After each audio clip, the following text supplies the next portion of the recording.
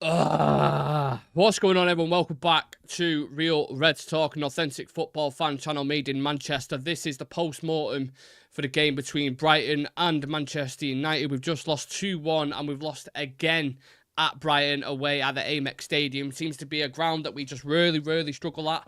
I think it's our worst opponent in terms of how many losses we've actually had there, time and time again. And look, I think when you give it a bit of perspective in the full game, there was patches where you can really see what Erik ten Hag is trying to do. You know, the aggressive pressing on the ball, the combinational play between players like Mount and Bruno, and I thought Mount was really good for the first 45 minutes. But there was an issue straight away because there was no killer in that box. There was no number 9, and it was very evident. So for all the patterns of play and chances we may have created, which wasn't loads, there wasn't anyone there to finish it off. So you hinder yourself there straight away.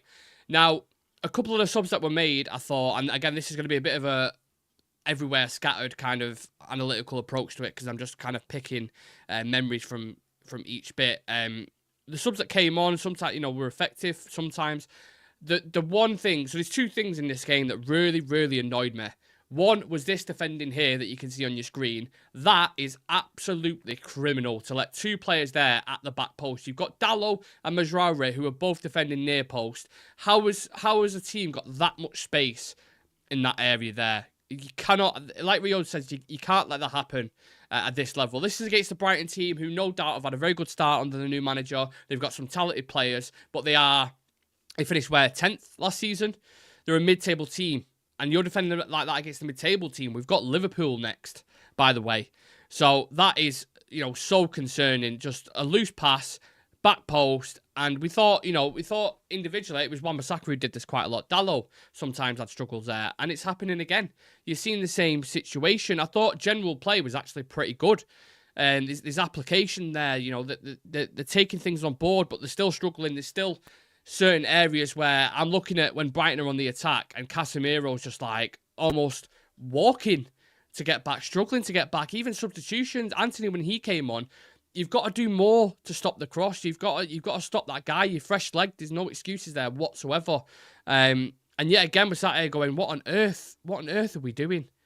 It seems so all over the place. And look, people aren't going to blame the manager, but when you take off your captain, Bruno Fernandes, for Scott McTominay, the thought process behind it is probably we need someone who's going to crash the box, a bit of physicality. If we have a set piece or whatever, maybe McTominay can chip in. That side of it, I'm like, right, I understand. But Bruno Fernandes, in the last 10 minutes, when the game's getting end to end, he is probably out any player in the Premier League. He is the guy that, and De Bruyne, of course, or something like that. He is the guy that you want on that pitch, supplying your forwards. Because on a quick turn, he could put it on a 2 pence for anyone. Now, he didn't have the best of games, Bruno. He weren't amazing. But that substitution for me, I just thought, I really don't understand that. Even if you need to drop Bruno a little bit deep or take, Mainu off, for example. I thought he looked a little bit tired towards the end. Crazy substitution. Crazy. And we're not playing in full spells. Ten Hag's had 2 years here now. 2 full seasons. This is his 3rd full season. Last season he had a lot of excuses because of injuries, because of exterior things. That I accepted. But with the players you've got on the pitch there, Bruno Fernandes, Mason Mount, Marcus Rashford, who did absolutely nothing again. Nothing. How he's still starting games, I have no idea. Garnacho needs to be starting on that left-hand side. Look, Ahmad was pretty poor, actually, until he got his goal. I thought he was misplacing passes. The decision-making as well, the timing of the passes in important areas, just way off, not making it right. And maybe, players like Xerxes who's coming in, adjusting to the forward line, getting used to the players around him. But the majority of these players, like Garnacho, Bruno, Kobe, Casemiro, have all played together frequently last season. Like, consistently. So, I'm again, you scratch your saying, you think positivity after the first Fulham game, we go 1-0 down, you're like, oh my God, it's happening again. You get yourselves back in it through a good goal through Ahmad. Happy for him.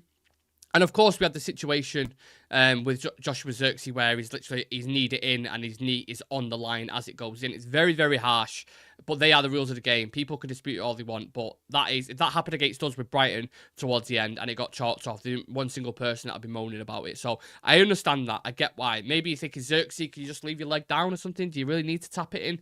Because it looked like it was going in anyway. But it's frustrating, innit? It's frustrating. You win that game, the momentum's completely different going into that Liverpool game. Now you're like, if you defend like that against Liverpool, you're going to lose 3 or 4-1. Easily. Easily. Same repetitive mistakes. If nothing changes, nothing changes. Maguire for the first goal, I don't know what on earth he's doing. He looks like he's just panicking. He's pointing to someone saying, cover that space, cover that space. He's so busy focused on commanding everyone else. You're not focusing on where you are yourself, mate. You're tripping over your size 15s. And I said Maguire should have started before the game. I was like, I'm happy with him. Performed well. Performed well against Fulham, sorry. Had a decent game. Yeah, start him again, fine. Based on that performance, absolutely not. But even when De Ligt came on, I know there's stats out there saying 100% this, 100% that. He's diving into areas and getting turned a little bit. I'm like, it's risky. It's risky. So, yeah, what's everyone else saying? Or what do we think? Give me your analysis, because I just feel like I'm ranting at the moment. HMJ, I thought Mainoo was poor today versus Fulham as well. This is the thing of him playing so much. Yeah, with Mainoo, he's not got going yet, really, has he? This isn't on Mainoo, by the way, why we lost, but I did think there was a couple of times he got caught in possession, looks a little bit off it. You know, maybe a few more games he'll get up to speed. There was some nice moments from him, but yeah, there's a few players. I don't think Bruno particularly had a fantastic game. Dan saying, I thought we did better in the second half. Look, Mount offers Zirkzee, came on, made a difference, stopped the false 9 play, Zirkzee through the middle. But Zirkzee is a false 9, Dan. Brendan saying, attack is terrible, can't stay on side. That's another thing that frustrates the fucking life out of me. How many times did you see Ahmad, Rashford, go through and you're looking at the screen and you're going, hold your fucking run. Hold your run. It's just common sense. Just wait for the ball to be played, and then why are you so eager to get in behind? Time your run-ins, and then you could just square it. Nice and easy goal. That happened on 3 or 4 occasions. Again, it also happened a lot last season. Time your runs, man. You know Casemiro's going to play that first time pass. You know when Bruno's going to play it. Just stop being so eager. Time it, and you'll get your goal. You'll get your assist. Just way too many offsides. Hot take from random guy. McTominay's useless without Bruno on the pitch. Hot take 2. I don't think that's a hot take, to be fair. Ten Hag should stop picking Rashford. Hot take 3. The goal should have been given. No, the goal shouldn't have been given. It's offside. Simple as that. It shouldn't have been given, man. I disagree with that one. McMillan, Mount gave us control. We were opened up. Rashford should have gone off and Mount gone out wide. Mainoo hasn't the pace and Casemiro has no legs. Casemiro in that second half, I thought first half, putting out fires relatively well, was covering ground. That second half, he's so far. You saw glimpses of last season in that second half where Brighton have a quick transition. You've got 4 of their pacey players getting up and he's just like this, doing a little, you know, when you see people in the park jogging with weights, he's doing that. And you're like, get back. Get back, man. What are you doing? He's playing as like a number 10, pressing right up. And it's bizarre to me. It's bizarre to me. This style clearly doesn't suit some players. And that's obviously why they probably want to bring Ugarte in, because Ugarte has that recovery pace to get back in and that youthfulness and that energy. But I still see huge flaws in this system. I have to admit, I have to be openly honest about that. I still see massive, massive flaws. Maplisa Innocent Mapango says, this is very embarrassing for Man United. If just to save the blow a little bit, if you can smash the like in the video for us. I know it was a disappointing performance, but I'd appreciate that if you can. Ahmad Maguire, very poor. Ahmad got his goal. Zirkzee was there. Garnacho, Ahmad, Zirkzee through middle next week. Mount and Maguire out. De Ligt should have started. That's from random guy. UTFR with Casemiro with one of them emojis. I'm with you on that, brother. Absolutely. United already pissing everyone off. I almost fainted when Bruno got subbed off. Shame Ten Hag didn't do that more last season. Look, one thing we know about Erik Ten Hag is he's a risk taker. He's a gambler. He'll make them decisions if he thinks it's going to benefit the team. Didn't pay off today. Did not pay. McTominay did. Fuck all. Bruno, even himself, when the board came up, even Bruno went, give that face up. What? You're taking me off? Second game into the season. It's not like he's leggy or tired, or he certainly didn't look it. And you're bringing McTominay on. Bad decision, that. Bad decision. We're crying out for Ugarte. Yeah. Kiki says, why do you buy a striker and play a midfielder as false 9? I don't get it. Well, Zirkzee's a false 9. Xerxes likes to drop into them areas as well. We haven't got Rasmus Højlund. I think, arguably, if you have Rasmus Højlund in this game, you win it. I think, or you at least draw it. Because it was so obvious we was lacking that threat.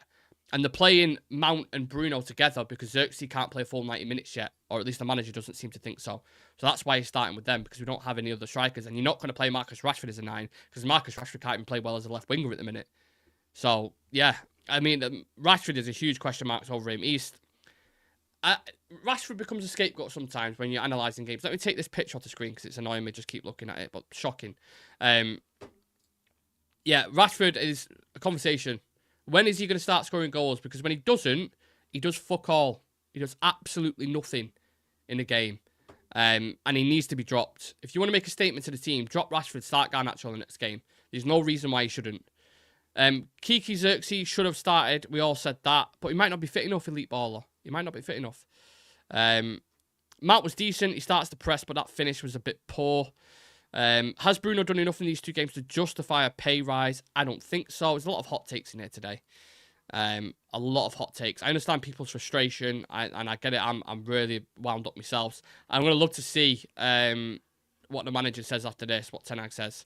I'm sure what he's going to do is mention that goal that was ruled off and say, you know, this happens, but that's football, Eric. These things happen. You've got to deal with it. You're the one who make decisions to change the game. You brought your captain off when you're chasing a goal, when you need 3 points, and you brought McTominay on. Like, I don't know if there's sentiment behind that. Yeah, I don't know. It was a very, very strange decision from me. And Ten Hag's usually all right with substitutions. Usually they do get questioned and he vindicates it. But I'm telling you now, I'm looking at our next run of games, people. We've got Liverpool at Old Trafford, Southampton away, Palace away, Tottenham at home, Aston Villa away. Some tricky fixtures in there against direct European competition. Liverpool, Tottenham and Villa within our next 5 games. You're playing like that, you're going to drop right down the table. And yet again, I don't know. I'm very mixed feelings with United. I mean, I like some things, very frustrated with some other things. Hard to analyse when a game gets, in the 95th minute again. That's another thing. Repetitive behaviours. Last season, you can count on both hands, probably more, how many times we gave a goal away in the last 5 minutes. Chelsea game, when we was winning 3-2 up, ended up losing it, completely collapsed, flaky mentality. The Brentford game, where we got absolutely battered anyway. 30 shots on goal, but Mount scores, and then they score right at the end to equalise. I'm trying to think, there's probably so many more that I'm forgetting, last-minute goals in the Champions League as well. Shocking. Absolutely shocking. Learn how to stay concentrated and focused. I know some subs have come on. Each player has kind of individual tactics, who to mark at the back post, who pushes out when there's a corner. But they've not done the job there. Not done the job. Shocking defending. That's the thing that's annoying me the most out of this. How on earth can you allow 2 players, even if João Pedro wasn't there, the other player would have finished it. How can you allow that amount of space? Awful, man. Awful. And the misery continues. Lucas just put a stat up. Man United have conceded 20 goals in the 80th minute and beyond last season. Already conceded 2 this season. Defending at the end was reminiscent of the chaos last season. Oh, just shit in it. Just absolutely shit. Here we go again. That's what I should have put on the thumbnail. Here we go again. Same old shit, man. Same old shit. Garnacho has to start on the left for me. This result will make Eric Ten Hag drop Harry and start De Ligt. I think they're the decisions that you'll see for the next game. 2 big decisions, by the way. Because I think one of the agendas that'll be pushed is Rashford's record against Liverpool and his record against City. He always scores. But at this point, I'm past records. I'm past giving him opportunities. I'm just drop him. Just drop him. Wasn't good enough today. Did nothing, really. Ten Hag's got this thing with Rashford where it's like he's got credit in the bank because of the first season. He's already had, you give him a full, dreadful season trying to iron out these inconsistencies that he has and these terrible decisions that he makes in the final third and the dribbling where he just runs into players and gives it away and his body language on the pitch and he gets frustrated. Just fucking drop the player. Put him on the bench, start Garnacho and make Marcus Rashford work hard to get back into that team. Get that Awate deal done immediately. It wouldn't surprise me if he was waiting just to announce it until after this game in case we lost, because that's what they used to do for a bit of a positive PR spin. Announce Awate, but look, Ugarte is not going to turn that team into a winning team. Ugarte in that team, it doesn't magically move someone over to the back post to mark it. Ugarte in that team doesn't make Maguire not nearly fall over his own feet and just not scan and analyse the situation that he's in. There's still individual mistakes there. Maybe De Ligt coming into the back line will solve that. I'm still a couple of question marks with De Ligt when he's come on. I think he's really eager to press the first man, and I think you can get turned in the Premier League like that very easily. Amy Black in the chat. It's a new chat. Nice to see new people all the time. Saying, hi everyone, new to this channel. Played poor first half. I think we played better second half, but still not good enough. If everyone can welcome Amy in the chat, that'd be very, very nice. I don't think Rashford is a scapegoated in games. He's paid £300,000 a week since his new contract, and he's barely put in a good performance since. He's an absolute disgrace. Very strong words there from Brendan, who's obviously passionate about the game. It's just gutting, man, because you get the 2 wins. Look, if you win against Fulham, yeah, and then you go and beat Brighton in a tough game where you've got a pretty sticky record, you go and win that game towards the end and the goal doesn't get disallowed, it's a completely different outlook and perspective. And you're like, you can take a draw at that Liverpool game. You're like, you know what? We want to beat them, of course, but you take a draw, that's 2 wins and a draw in your first game. 1 win, 1 loss straight off the bat, and Liverpool look good. You play like that against Liverpool, you're going to lose the game. Hands down, you're going to lose that game. So big, major improvements needed and big decisions needed as well to change some individuals. But yeah, please, to God, make sure that's the last time you take Bruno Fernandes off for Scott McTominay. Shocking, man. And there was a shout, some people mentioning the handball towards the end of the game. So yeah, I don't know about it myself. I don't think it was, personally. I think they're not giving them they're not giving those kind of decisions now, are they? So yeah, I want to see what the manager's saying. I guarantee he mentions that goal, and that's what changed the game. To sum up, before we get into the manager's comments, wrong decisions with subs and mistakes killed us. Simple as that. There's your analysis for the game if you want it. Mumby Felix in the chat saying the board should sack Ten Hag now. Wow. It's my missus told her this is a great channel. Oh, well, yeah. Everyone's welcome. Everyone's welcome. But Mumby Felix says the board should sack Ten Hag. I think that's a little bit knee-jerk and reactionary. One thing I will say, I've always supported Eric Ten Hag. I'm a fan of him. I believe he's trying to do the right things. But I do think this system, it hinders the current set of those. Maguire and Casemiro in this system look really, really lost at times. It's high energy. It's a lot of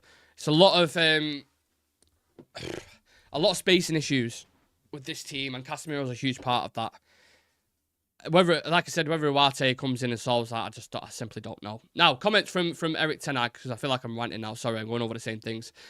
Sure, very disappointing, especially when you, over long paths in the game, you have control, and we are controlling the game in possession, and we are doing so well, and yeah, we got 2 unnecessary goals. Let me just have a look at the stats in this game. I know stats aren't everything, but to say you have control, I mean, the possession was pretty even. Brighton had 14 shots, 5 on target. We had 11, 4 on target.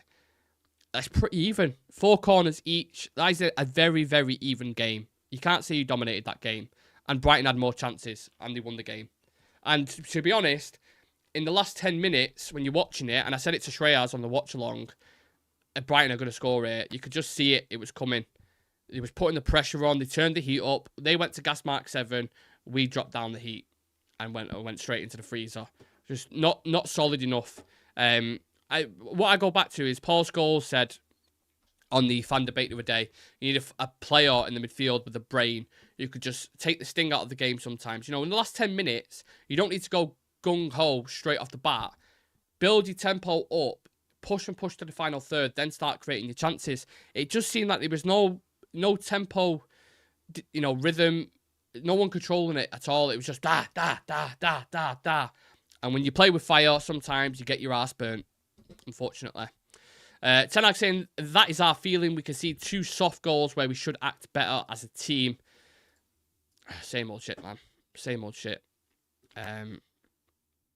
Yeah, I don't know. I'm annoyed, man, with that. And you know what the thing is as well? We said it. with it being the 12:30 kickoff, the first game of the weekend, you're like, oh, now you got to sit on that until next week. And then Liverpool at Old Trafford, which is a massive game.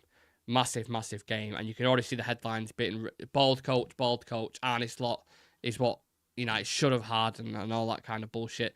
Should we quickly go through some player ratings together and go through man of the match if you want to if you want to do that. We'll start off with the goalkeeper in Andre Onana. I thought distribution was much better. A couple of times where it went out, of course. A couple of risky moments where, when that slide tackle, you're like, Jesus Christ, but you're going to get that for him.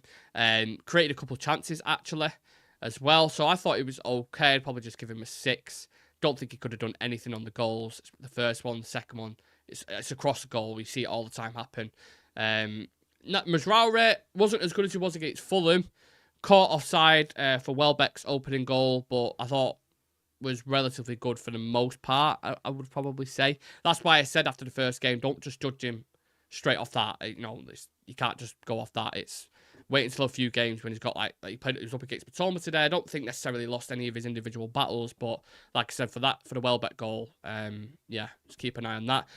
Diego Dalot, a weird one, because I thought he was probably our best player, but he got caught sleeping a little bit again for Welbeck's goal. So that's a bit of a skid mark on his rating, I'd say, but he was probably one of our better players. Casemiro, as I've already touched on, defensive liability. When we get on the transition, I mean, I'm sick of saying this, but it's just so obvious. Second half poor, so 5 for Casemiro from me. Kobbie Mainoo, would I put him in the same category as Casemiro? Probably not. I'd probably give him a 5.5. I thought on the ball, he was okay. He was a bit better. He lost it a couple of times. Off the ball, physicality, didn't look up to it. I don't know if he's not fit or I don't know what it is, but he didn't look himself. Bruno Fernandes, another one. I thought he was a little bit below par, and people may disagree with me. He had moments in the games where he was doing okay, but yeah, substituted towards the end. So effectively, he could have had the last say in the game, but Ten Hag kind of taken that away from him. Amad Diallo, poor, shocking first half. I was saying sub him. I was happy with that. And obviously, the circumstances outside of the pitch that with his mother and stuff, so it's understandable why you might not be in the right headspace going into this game. I didn't even think he'd start, but his goal was very, very good. So I'll bump him up to a 6 just for that. But apart from that, he was pretty poor. Mason Mount was another one I thought was one of the better players on the pitch before he got subbed off at half-time. I thought he was unlucky, but I understood the decision. I'd give him out a 6. Marcus Rashford, I mean, he's in the same category as Casemiro for me. One of the worst players on the pitch. So I'm going to give him and Casemiro actually a 4. And then the rest of the subs, they did okay when they came on. I thought Xerxes, a couple of nice touches. You can see his link-up play already with players like Amad Diallo. Alejandro Garnacho, obviously unlucky to get the goal scratched off. Thought he did more in 10 minutes or 15 minutes, whatever it was, than Rashford did for the whole game.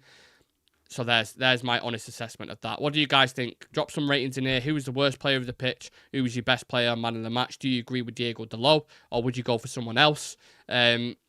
Also, looking towards that Liverpool game as well, who you looking to start in that? Who's earned the opportunity to start in there, and who should be dropped? Get them in the comments, and I'll read a couple out, as always. Eric Ten Hag just said he took Mount off because he had some problems. Hopefully no injuries, so it wasn't that Mount wasn't good enough. Interesting. Absolutely gutted with that result. Elite Baller saying, please smash a like in the video. Yeah, please do.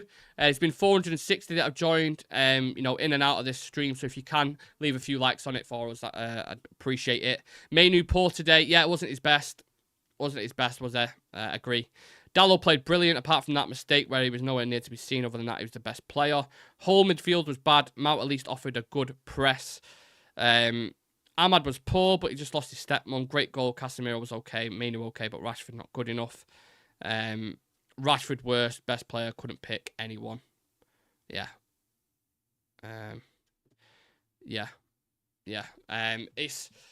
It's difficult, isn't it? It's difficult to assess when you lose a game like that and give a man of the match. But I'll give it Dallo just for today. I think the manager got it wrong if he was to give him a rating. I think he got it completely wrong today with some of his subs. I thought that McTominay one was so fucking bizarre, in my opinion. Just so strange. Today we should do so much better in the Community Shield. We should do better for the late Bernardo equaliser. It's flaky mentality near the end of the game. We struggled with it for a long, long time. Top level football is about details. You have to do better in these situations. There was more than one mistake. We have to talk about it. We were close to winning the game, but definitely shouldn't lose the game. It's football for you. I think before the half we had 3-4, I think, good opportunities, and from there 2 very good chances, and we should go winning at half time. Shoulda, woulda, coulda. If wishes were fishes, the whole world would be an ocean, Eric. Unfortunately, that's Premier League football at the highest level for you. You don't take your chances and you don't defend properly, you're going to lose fucking games. It's as simple as that. So a lot of work to do for Manchester United. Still some similar issues that you saw from last season that are still there. There's still a couple of cobwebs. How long we're going to be saying that for, I don't know. Maybe Uarte will improve that. Maybe De Ligt, when he's up to full fitness, will improve that. Who's going to start against Liverpool?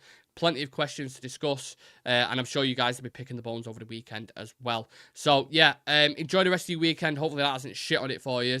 We will be live later on if there's any news around Uarte or any transfers, or if, Jadon Sancho seems like maybe could happen, or McTominay. We'll go live. But apart from that, enjoy the rest of the football this weekend, and I'll see you guys in the next one. Yeah, thank you for joining me. See you in a bit.